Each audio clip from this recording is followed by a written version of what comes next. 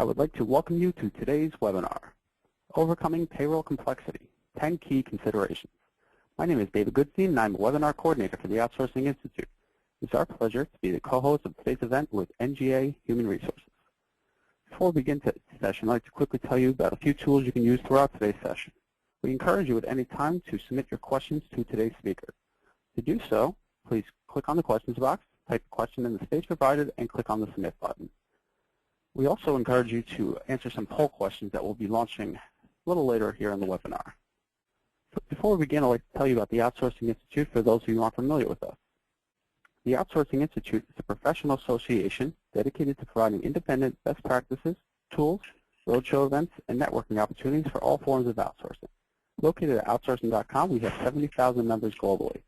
OI specializes in providing low-cost and no-cost alternatives for outsourcing buyers in need of RFP tools, vendor selection assistance, training, as well as general support and coaching. For those of you in this market, we offer an array of very targeted sponsorship and promotional opportunities. Our sister company, CMS, provides recruiting services to those seeking to hire outsourced professionals experienced at buying, selling, managing, or consulting in this arena. Our contact information is at the bottom of the screen for those who have any questions. So today we want to introduce today's speakers. We have Jody Hayes-Roth, Vice President of Operations Delivery at NGA Human Resources, and we also have Robin Rasmussen, Partner HR Shared Services Outsourcing Advisor at KPMG. Jody? Well, hello, everyone. It's a pleasure to be with you today. A little bit about my background. I have been in the HR outsourcing space for 20-plus years and started with the very large mega back office deals with PwC. And then have gone from both a large market as well as mid-market HR outsourcing with the likes of ProBusiness, which was then, and as well as Ceridian. And I've been with NGA a little over 4 years, leading the operations delivery for HRO customers. Robin? Great. Thanks, Jody, and thanks, everyone. I'll tell you just a little bit about myself. I also have been in the industry for about 25 years. Grew up in the provider side of the house. Spent a lot of years in the talent management and recruiting world. Went in-house and actually had the opportunity to sit on your side of the table for at least a lot of the folks probably on the phone with us today, and work within HR and payroll, and then really have spent the last number of years in consulting. So these days I definitely spend a lot of my time, as David mentioned, leading our HR and payroll shared services and outsourcing team for KPMG. We're working with a lot of our customers through a lot of the complex payroll and HR transformations that are going on around the world today, and really excited to be here today. I think it's one of those times where, as I mentioned to people, that I feel like HR kind of is going through that perfect storm where with the access to cloud technology really starting to play a major role, the evolution of a lot of our partners and providers like NGA and a lot of what you'll hear about today, and then the increased pressures for the companies that are out there to really certainly be thinking and acting globally in relation to their service delivery platform. So thrilled to be with you today. And I think we're going to mention just at least a few of the topics that we're going to be working through. So what we'll do is give you a little bit of an update. Jody's going to share some of the payroll complexity research findings that I know Northgate has recently completed, which were really interesting. We'll talk a little bit about how we believe cloud is impacting HR and payroll today and some of the changes that that's bringing. Certainly speak a little bit around some of the various payroll models that are evolving and that are there in the market today. And then talk a little bit of the all-important governance. So how do we ensure that some of these things that are being put in place are able to be kept current and continue to evolve. And then try to give you some really practical takeaways and recommendations as to how you can take some next steps on your journey. Certainly, as we mentioned throughout the course of this, please stop or pop in a polling question, or excuse me, a question for us, and we'll certainly take those. And then, as David mentioned as well, we'll be putting up a couple of polling questions for you all, which will be really interesting to see some results. So certainly with that, I think we're going to turn this over. And Jody, I'd love to have you tell us a little bit about some of your recent research. Great. Thanks, Robin. So over the past few years, NGA in our customer base, as well as we're prospecting and talking to customers, we've shown a real increase in interest continuing on the multi-country payroll area. And partially that's driven by the maturing of the cloud technologies, as well as just the overall global connectivity and the expansion that small, medium, and large firms are doing in the global space. So that led us to kind of question, well, so how do we help our customers manage this very, very complex type of a situation? And so we conducted some research. Our complexity index for 2014, it's based on an analysis of the local payroll dynamics in the countries where we operate. So we operate in 35 countries.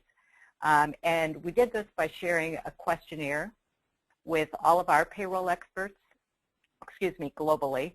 And then we also did two other research points, is online interviews among a sample of the local HR experts that have really deep payroll expertise, as well as some in-person interviews as well in each of the individual countries. So what I'd like to do is first take you through some of the highlights of the research, and then Robin and I will discuss some of the key factors that we want to consider to effectively manage through this complexity.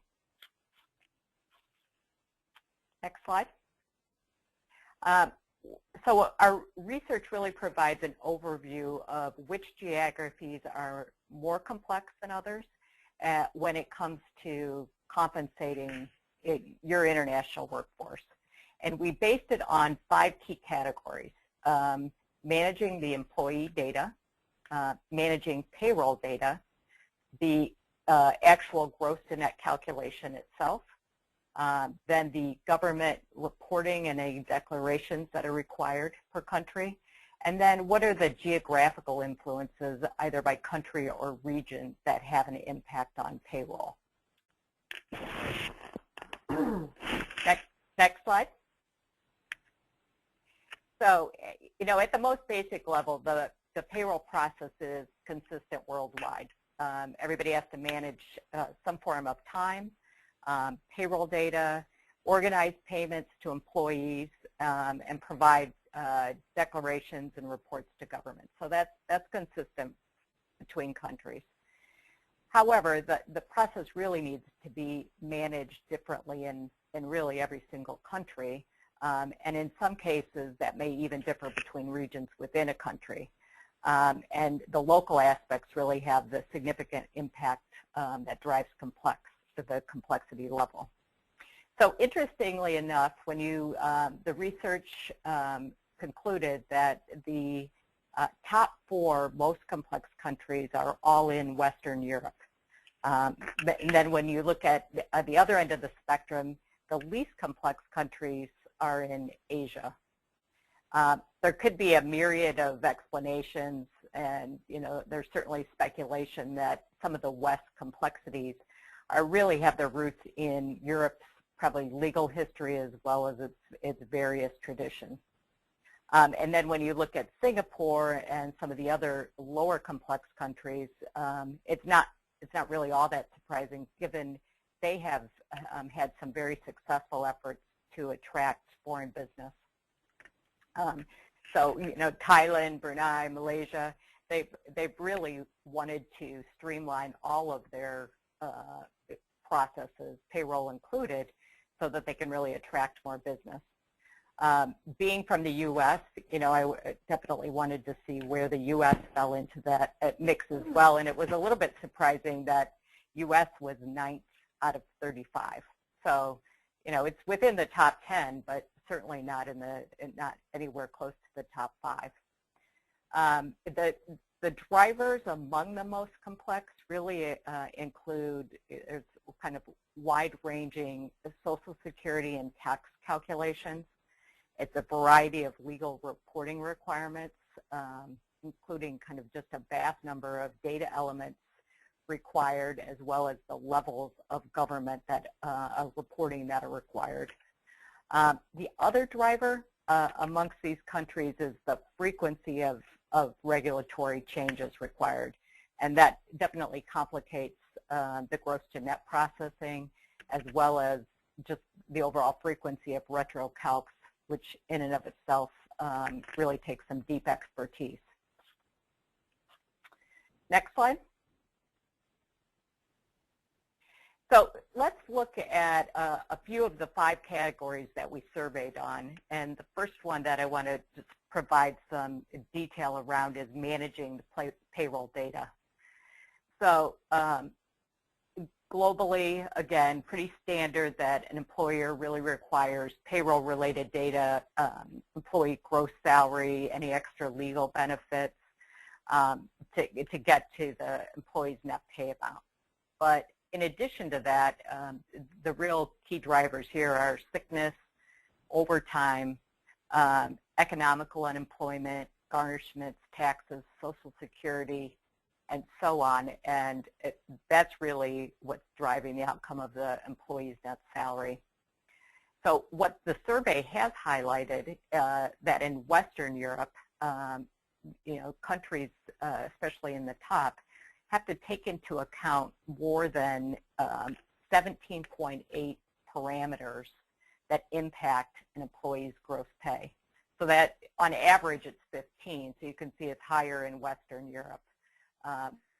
And if you're thinking about what you want to focus on, if you're learning a new country or you're setting up a new country, or even if you're just managing one, certainly the top 5 on the left-hand side of the slide are those that you really want to be able to drill down into. So then when you take a closer look at each parameter at the global level, tax and Social Security do have the biggest impact. And then you'll see on the least influential are those on the right, family situation, holidays, premiums, bonuses, that really doesn't have all that much of an impact on the extra effort and the knowledge and expertise required to support your countries. Next slide. So the next parameter I want to look at is the payroll calculation process itself. So the complexity of the gross to net calculation, it's really influenced by a wide number of changes, decisions, processes, and those include kind of multiple payroll runs, retro calcs, regulatory changes, HR modifications that really do have an impact. I thought it was just kind of some fun facts and things that were interesting from the research. Payroll runs that do have a parameter impacting the gross to net. So U.S. did rank #1 in at least one of these areas, and that is it has the average highest number of runs per month, coming in at about 4.6 average. And UK, to no surprise, it comes in at about 4 per month. So that's definitely the top end of any of the other countries. Legal HR updates, Italy, France, Germany, they really have the highest number of changes. They average 15 plus per year, and then you contrast that to countries like Thailand, Malaysia, and they're really at sub 5. So there's quite a bit of difference there. Understanding what has to happen from an update standpoint, how you manage that, and so on. And then retro calcs, I've mentioned that Italy, France, Germany, Spain, they all top the list there for all the reasons that we've talked about, and they have on average about 4 per employee per year, which when you think about it is pretty high and takes quite a bit of time and understanding to be able to get those right. Hey, Jody. We had a question that came in around that, just kind of from someone who was wondering. I know we said that the U.S. was really only the third, was only the 9th on the complexity list, but when you look at it here, we do have a complex gross to net where they're actually #3. Any thoughts on kind of what's driving that? Yeah, it's really in comparison. So what's driving the Western European is the number of different plans and parameters and the special employee situations, which we do have in the U.S., but it's not quite as in-depth and common. The Works Councils, the number of collective labor agreements is not quite as high, so that drives them down in terms of complexity compared to other countries. Great, thank you. Okay, next slide. All right, so, although setting up and managing a multi-country payroll solution, it's never going to be turnkey for any of us on the phone that have been in this space for any amount of time. We know that. But I think it's the awareness of what to focus on and how to do that and maintain it, which really does provide a company with a pretty substantial economic benefit as well as process and cultural benefit. But in contrast, when you don't pay attention or you don't have a good strategy, it really can damage your business. I mean, not just from an employee perspective, but not caring for it appropriately. And I've seen this happen in the past where it's not been, employees aren't paid, it can actually, and the taxes aren't paid, it can actually stop your sales and new business growth in certain regions. So it's something that, while it doesn't get a lot of attention in your company, it does become a pretty big negative if you can't sell in any particular region that you're trying to grow in. So we wanted to take a look at what are the key challenges that companies are really most concerned about. And when you look at it, there's really three areas that make up about 70% of the focus. The first one, and I'm starting from the bottom left-hand corner, is really around the country-specific requirements. So discovering what you don't know as well as not making assumptions around them may seem basic. It's really the level of nuance in most complex countries.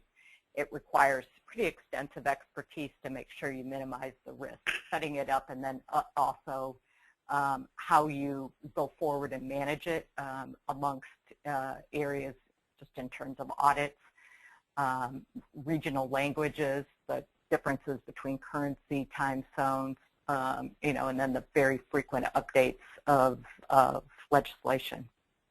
The second piece that concerns, and certainly my customers have kind of heartburn over this because it is a lot of work, but it's managing your legislative compliance and managing the risk associated with it. The frequency of change, that's where a lot of focus needs to be on the pay, work rules, and the different tax obligations. And then finally, standardizing your payroll process. And there's pretty much always a debate of how far you go and what makes sense to standardize versus allowing some kind of variability. And these are areas that Robin and I will get into in our next section, where we have a discussion and we'll pull out some of the things that we've seen in past as well as some good recommendations. So before you kind of move on to, just before you move on kind of to that, I think we've got a question here coming up, but but also have another question for you on the complexity. Where do you see Latin America? In particular, had a question around Mexico and Brazil from kind of the ranking. They weren't on that prior slide, and we didn't talk about them a lot. That's a good point, because we've had a lot of spent a lot of time in LATAM. Yeah. They are falling between the 10 and 20, if I remember correctly. So they're up there because they have a lot of nuances as well, especially like Brazil. That's probably the most complex country in LATAM right now. And then LATAM as a whole, do you see kind of, again, falling behind, obviously, Europe, some of those areas, but again, kind of in that middle category? Are they a close second, would you say, if you had to think about them? Yeah, and based on the study definitely shows that, and then based Yeah. on my own experience, I would say that as well. Right. And you know what I find in LATAM is, which really pops up, it's the frequency of legislative changes and the lack of clarity around what the change is. So several times they make a change and then they take it back, and you know, it kind of goes back and forth. Perfect. Thank you. Good. Okay, so Robin, let's start our discussion, and let me open it up because I mentioned this early on in my remarks. Is what impact are you seeing from your clients with respect to how cloud is impacting HR and global payroll? Sure, absolutely. Well, you know, I'm not biased at all, but at a macro level, you know, frankly, I really do believe that I think that, you know, HR and in particular HR and payroll, but when I use the HR term, thinking of both in this case, I really do believe that they are, without a doubt, seeing some of the greatest benefits or reaping some of the biggest rewards potentially from cloud at a macro level. I think for HR, and I kind of mentioned this even in the introduction, you know, it really is allowing these kinds of functional areas or departments, you know, access to technology that perhaps they really haven't had in the past. You know, certainly there's cost considerations, ease of implementation, but it really is providing an enhanced user experience with, you know, with those regular updates that are able to come through. You know, we see so many HR teams that, you know, really are on outdated platforms, have not been able to keep up with that based on constraints. And this really is something new, I think, that they're able to see. It also, without a doubt, you know, standardization is a huge piece of this. So, you know, really provides HR with that platform to drive standardization and approach to governance, you know, in a much more disciplined way that I think sometimes, again, you know, HR is often challenged to accomplish. So I think those are a couple of really key things. I think, you know, in relation to payroll specifically, I do think that the standardization is such a core part of that. You know, I think certainly, again, with all of the specific requirements you were just talking about in our prior slides, you know, we do all know that it's difficult at best to try to accomplish those needs. And using a SaaS model really forces both, you know, payroll providers, you know, such as yourselves, as well as actually clients on their side to utilize a much more, you know, standard model and try to really work towards best practice in their ability to store and transmit information securely across borders. So I think we've seen that really have an impact, and why there's certainly a lot of conversation going on around global payroll in particular right now. I think, you know, probably the other really large one, there's so many, you know, for me, kind of drivers and benefits around, you know, I think we're seeing lots of work around security, accessibility, but I also think reporting is just another, you know, massive impact that we're seeing with cloud. So, you know, instead of that regional or local view, you know, we really are starting with SaaS to see a much more consolidated global reporting, which, you know, starts to really put, you know, data and the promise at least of actionable data, you know, truly into the hands of, you know, not just HR and payroll, as we've often had historically, but really into the hands of the end user and, you know, employees, business owners, managers, you know, the folks that really do need it. So certainly many implications, but those are, at least I think from my perspective, a lot of what we're hearing and seeing. And, you know, those discussions then really do open up that opportunity, I think, to take a look at the various service delivery models that folks are using. And, you know, cloud certainly being that technology layer, one component of it, but, you know, thinking through people and through location and through lots of other things as well. But it's really opening up that refresh or that discussion to say, gosh, should I think about potentially doing something different, and really what's out there. So Robin, just kind of tailing off or teeing off of that, you know, the industry has talked about analytics for quite some time, and it's, you know, while there's, you know, very kind of abbreviated or light analytics, if you will, on HR payroll data, do you see the SaaS model and moving to the cloud is going to help drive that much quicker than it has probably over the last 5 to 10 years? Absolutely. I really do, Jody, and I'm sure you're feeling that and seeing that as well in your business. But yes, I just think that hunger and that need for, better analytics is just such, in demand, in our businesses today, and it's been so incredibly difficult to get. So I think, that the cloud solutions and some of the other kinds of models that I know you'll speak to, too, around aggregator models and other types of things that folks are looking at and providers are introducing, is really assisting clients and being able to better have access to that one source of truth. Good. Great. Well, definitely, I think that we're going to talk a little bit maybe about some of those models. We can certainly take a look, and this is a great start, I think, with our polling. So really interesting to see who's on the phone with us today. And, I think certainly from my perspective, Jody, I'd love to get yours as well. But, I think what we're seeing with so many models is this hybrid model. So combination of in-house and outsourced, much more of a portfolio approach.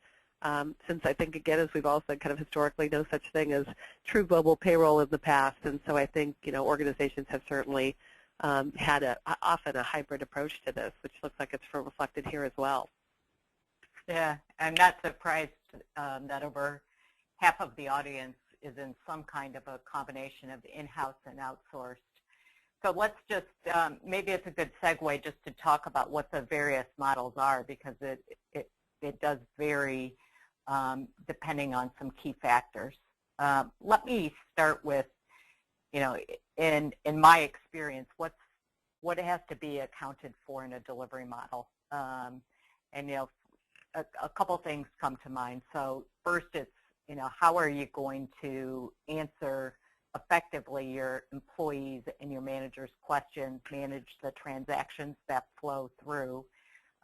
Even from a self-service standpoint, or if they can't be transactioned in some automated way. And how do you kind of globally look at that? Because it's a rich source of data that if you're operating globally, that gives you a lot of visibility into what's going on in the HR payroll space. So Service Center is certainly one aspect of it, and having a ticket system, case system that you can manage that, you can take the data, analyze it, is critical. The second thing, which is close to what we were just talking about, but it's how are you going to integrate your HRIS platform with your payroll? Because as Robin mentioned, there's no one global payroll unless you're fortunate to be in only a few countries with very large populations. So, but it's most likely that you are going to have a global HRIS. So how do you integrate that effectively and standardize those integrations? Because the cloud's forcing us to make those integrations standard, right? And then, a third component is, so how are you, from a delivery standpoint, going to store your payroll data, your time data, your outputs based on your own historical need for that data, as well as any regulatory requirements to store that data. And then how do you combine the payroll engine together if you're using some kind of a integrated model across standard processes and managed either regionally or centrally from a governance standpoint. So with that in mind, this is just a quick chart that kind of looks at it from the extreme and the different options. You could have all in-house process technology people all the way through to full outsourcing, which is everything including your people, process, and technology. And the chart's really just trying to describe what the level of responsibility is, expertise, what you can expect from a efficiency and an output and economic standpoint, as well as how security and compliance are cared for.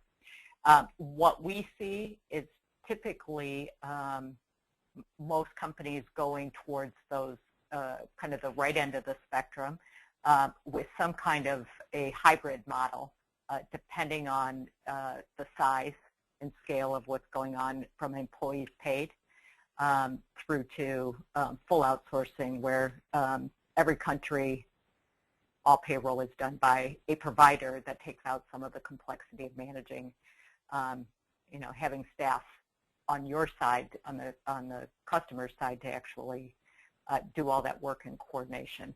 And so we'll talk about some of the things that drive that and that you can help build on to ensure that you've got the right cost model, that you've got the right quality output, and you've got the right security and compliance factored in.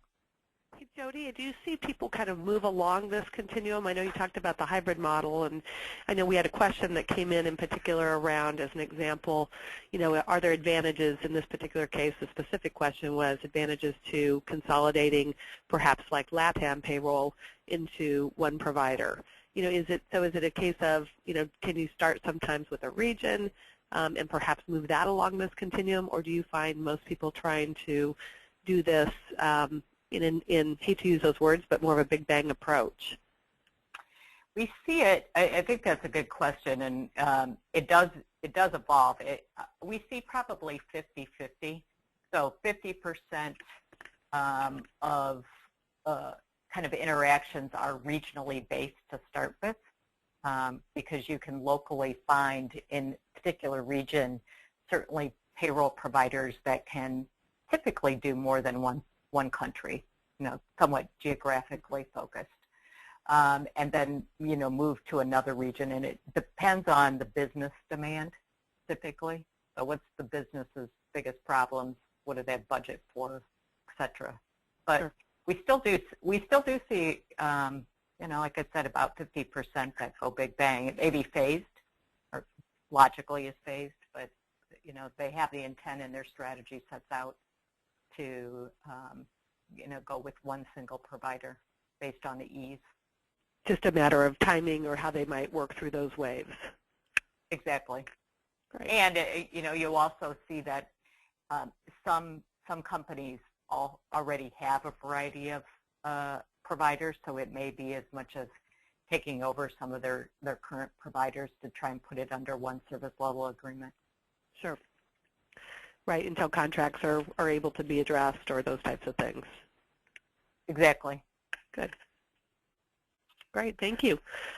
What about once you put this in place, how do you think then about governing this? I know that's always the art. I think, oftentimes as soon as we head down the path of a model or put a model in place, it very quickly becomes outdated, kind of the day that you put it out there. But how do you think about governance as you go into this, Jody? Yeah. Well, I've got, having been too many years, as I mentioned early on when I was introducing myself, I've spent most of my career in the implementation and the operations phases. So I've seen and been through and been partners with a large number of multinational companies and helped them from a payroll standpoint. And I would say, to me, this is governance and getting governance right, and a model that they can continue to evolve is probably one of the biggest success factors in sustaining a great operations and delivery. And, beyond just getting your payroll set up correctly, right? So I think of it in kind of 5 key areas. And key to all of this, which is implied but not specifically mentioned here, is that you really have to map roles and responsibilities across not only your internal stakeholders but your external. And sometimes we focus just on the external stakeholders piece of it and forget that in almost any given company you've got 5 or 6 key stakeholder groups or functions that contribute to kind of a successful operations. So let's just start at the top. The service level agreements, this is all around standardizing the scope, regardless if you have many different providers, but it's a standardized scope. You should focus on it getting very clear expected performance levels across the board. as well as then consistent performance metrics. Because if it's that data and the data analysis, again, you've got to have a consistent platform of how you're evaluating payroll, regardless of who's doing it, whether it's a hybrid between in-house, external, or if it's a mix of providers. You've got to have that transparency and ability to measure things on a like-for-like basis across all your countries. The second is, probably obvious, is the contract and the commercial terms. Again, this is one of the biggest administrative burdens that you'll have if you have multiple providers. So I'd say if you have, it's probably less than this, but if you have 10 or more countries that you're actually trying to manage globally, standard contract terms is a must. And even if you're in contract with these companies right now, I'd strive to get to standard terms, just based on the administrative burden and the global payroll leader, but also it's huge costs associated for your audit team because they have to go in and audit all these, and it's kind of different scope and contract your legal team to manage, as well as your procurement partners. So when you add it all up, I think it only makes sense to do this. And then as you're managing your third parties, whether directly or indirectly, this is where you really have to have a consistent perspective from a risk management term, and this is where I think the audit team comes in, right? You've got to be able to know what your audit team is going to review for, audit against, and that your providers are up to the qualifications that they're expecting and that you're expecting. Defined governance model, it either has to be a regional or a centralized governance. I'd always go for centralized and perhaps have your next level from a regional standpoint. But that's going to help you manage your delivery, streamline your delivery, as well as just an effective partner management. And then finally, you're standardizing your global processes. We're talked about this, but this is really about getting to you're standardizing your inputs, standardizing your outputs, so that you have consistency going in, and that your integrations that I referenced earlier are actually going to work on a consistent basis. And when you do have issues, it makes your troubleshooting obviously much easier to do as well. That's great. I think that, certainly when you think about that first polling question as we move on to the second, the fact that, again, we had, I think, 63% of the folks on the phone with us today that really are managing in a hybrid world. And so, I think those kinds of key considerations are things that hopefully, if you aren't doing today, that you can think about, and, hopefully otherwise many already are, but certainly always need to continue to look at that governance world. Jody, while this question's up also, we did have a question that came in around the initial research as well as to who that audience was. I think there were questions around, in particular as things came around, what some of the biggest challenges are, around payroll and that world was, were they coming from executives, were they more functional payroll folks that were answering that, were they, other end users or stakeholders, but wanted to get a feel for what your audience was on that work. Yeah, it was a variety based on, the functional expertise, as well as those managing kind of overall payroll for any given country. And then certainly from an executive standpoint, I did have one slide that was kind of the key there in terms of what people are concerned about. That was more of a manager, director to an executive level that was told there. Good. I'm sure as you cut into those results, it certainly can vary depending on who you're asking the question, no doubt about it. Exactly. Great. Terrific. So not surprising. Yeah, not surprising that compliance and risk management comes up. I mean, that's what keeps us all up at night, right? Yeah. based on, the various nuances. I mean, some of the things that come up with in terms of, Belgium or in LATAM, as one participant noted, sometimes it's the frequency of change, but it's also the lack of clarity of what that change and how you're supposed to interpret that change. Mm-hmm. And then, if how much retro you have to do to accommodate it, and how quick you can get it in, who's managing that process for you. So you've got, your people that have to really interpret how to apply it, and you've got a group of people that have to very much figure out what that really means to their employee population, and then typically some kind of a technical resource to manage it as well, and be very cognizant of how to do that effectively, how to do an impact assessment to see what the changes actually mean, and that you can test it in a quick time frame, etc.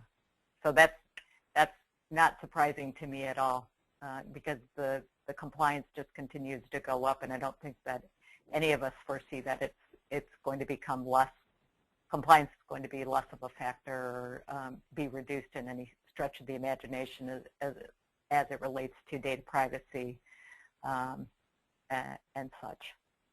No, what are your views along that? Yeah, oh, absolutely. Well, and I think coming and where I sit, but certainly a lot of work around controls, and I think with payroll in particular, because of what we're dealing with, and global payroll is such a distributed model, that you're right. I certainly don't see it lessening, and I think that depending on how the service delivery model is structured and who's performing payroll, how many different locations that may be coming from, the ability to stay current with changes in legislation. To your point, you talked a lot at the beginning from the research around just the complexity in so many of these countries, and so without a doubt, I think that is just a constant challenge, no doubt about it. Whether that be for, I'm sure, providers such as yourself, or that be for folks who are performing payroll in-house, it really is definitely, without a doubt, I think the most significant challenge that you often see. I do think it was interesting. I know, certainly from your perspective, love to also think about just that total cost of ownership line as well. Looks like, again, that's also a challenge, certainly for folks out there. And I guess, Jody, when you're with folks, do you see them trying to keep those numbers or know those numbers in advance? Is it typically when they're thinking about potentially looking to perhaps outsource payroll, or I know we've kind of got that, I think, in the slide that you're going to move to quickly, but starting to really understand your numbers. But how do you think about that from your side? Well, we typically, I think most companies that I talk to have a sense that it's costing them too much. Mm-hmm. And they've been given some kind of a budget cost reduction target, so they're seeking all their ways. I don't see very many companies coming to the table that really understand the total cost of ownership. Mm-hmm. So I know we help them. I know your company and firm and others help that too. But it's a hard number to get a hold of because there's so many various inputs of really what that means. Typically, most of the companies come with just the cost of providing the service, right, as well as the labor cost associated with it. That's true. And you have all those things like time and attendance systems out there and things like that that certainly all have to be considered as you think about evaluating your model, whatever that might be. So, exactly. Good thing. Well, I think you're going to at least take us through here before we turn over and see if there's any other questions from folks. Some of those practical, tactical kinds of things that, again, folks can really start to put into place perhaps immediately, or if you aren't doing today, you can certainly be thinking about in the near term. Yeah, thanks.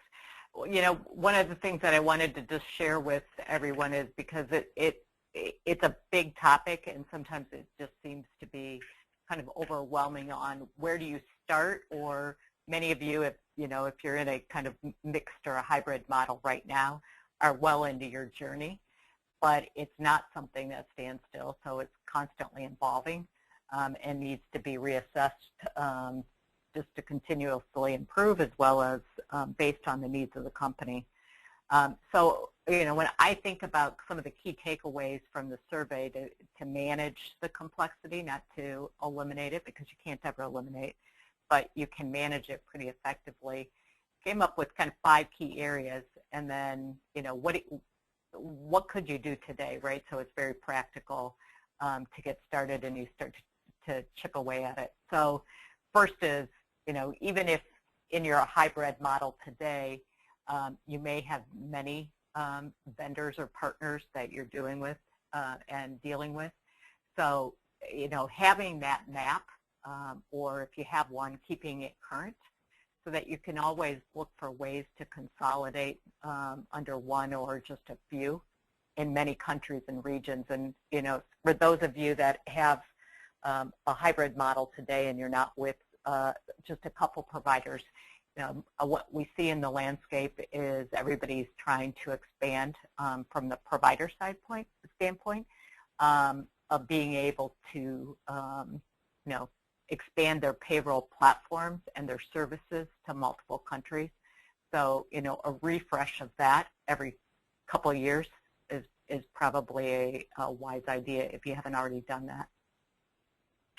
Second, I told you that governance is very near and dear to my heart. So, even if you're outsourced today doesn't mean, or even if it's all in-house or some level of hybrid, re-looking at that governance structure, and even just from an internal standpoint. So, I see you have at least 6 key stakeholders, and some of these may be one and the same, but you've certainly got HR payroll, you've got finance, you've got your treasury group, you've got your IT group, and you've got internal audit. So that's kind of at a minimum, that all have some component of supporting this process. So just, making sure that even if you have a governance, that you're keeping close track of, what the demands are in each area, where you might be having problems, what's working, what's not, and then extending that out to your partners so everybody's on the same page and you're working towards the same agenda is, to me, a pretty effective next step to take. Managing your end-to-end data. So I am, I'm amazed at when you have this various countries you're supporting, that people really don't know how the data flows all through the system, and how much just a regular basic key data flow can help you as you make changes to your changes in any given country or across, and being able to troubleshoot. So if you don't have this, I would strongly encourage you to do that in some fashion, and make sure that either your partners have this and or your team that you're supporting, your internal teams, have this, know this, understand it, and I'll guarantee that it can help you kind of resolve issues much more quickly or apply change much more quickly and effectively. So we were just talking about total cost of ownership, and this is an ever-evolving kind of component that needs to stay front and center and current. Just identifying your costs, and you may not be able to get that all at once, but start with your labor costs, start with vendor costs, technology costs sometimes can be a little more tricky, real estate. So, I would say start out the map of trying to build all the components and continue with that to keep it refreshed on an ongoing basis, at least annually, so you can evaluate really where you stand. There's certainly benchmarks out there that you can compare with, and continue to figure out ways that you can make this more manageable. And then I would, set and communicate your strategy. And even if you don't have, a 18 to 24-month strategy, start with, what are your 3 to 5 areas of focus over the next period of time, and make sure that your internal stakeholders, as well as any partners you have, actually know what that is and how they can contribute to your success. And it may be just at the country or regional pain point. It may be that your business needs are that you're going to do a lot of acquisitions, divestitures. You may have a cost reduction target out there. You may have a need to improve your risk position. All of those can go into what your strategy is, both from a short-term as well as a long-term standpoint. But it's effectively important to write that down and make sure that everybody that's a stakeholder knows what that is going forward. So that's really the kind of takeaways that I would suggest. I'm happy to expand on them. I'm sure Robin has a point of view as well about that. Oh, absolutely. No, I think those are great, Jody. Yeah, so just to kind of close out before we enter into any extended Q&A, you know, as I mentioned, this is a way for if you have questions or want to spend additional time talking about any of the topics, you can certainly reach us at our website. And then I think, David, you have my contact details there as well on the next slide. So happy and would love to be able to explore any of these topics in further detail with you.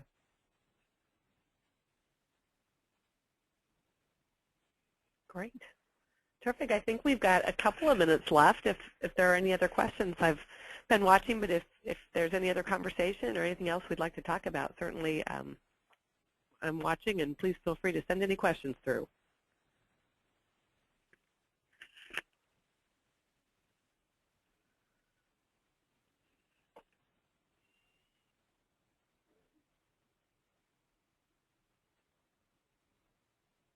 David, I think we may be all set. Maybe folks, I think we're able to ask as we went through, perhaps. Okay, great. So, yeah, I want to thank Robin here for facilitating, and also thank Jody for this wonderful presentation, and of course NGA Human Resources. And thank you everybody for joining. And you will receive an email tomorrow, which will have the link to the recorded webinar, and you can contact the speakers at your leisure. Thank you very much.